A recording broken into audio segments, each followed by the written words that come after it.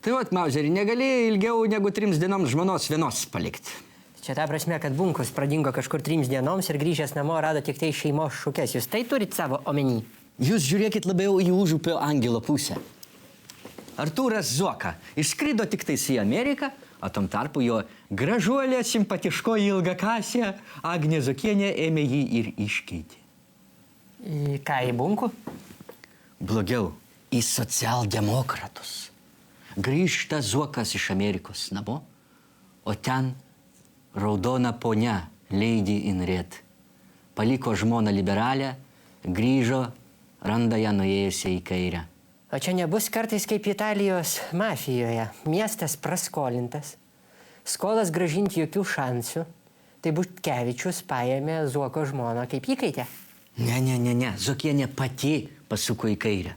Jinai taip pati sako viešumoj. Maža ką sako. Mafija prigazdino, gal net kankino, gal net... nesvarbu. Kalba kaip reikia Butkevičiui. Bet tai kaip dabar sugrįžti abiems į tą patį miegamąjį, atsigulti ant tos pačios dvigubos lovos, ant to paties viengubo čiužinio? Skirtingi poliai viens kitą traukia. Gali būti, kad taip Zuokai mažina savo vedybinio gyvenimo monotoniją. Neduoda Butkevičius miestui pinigų.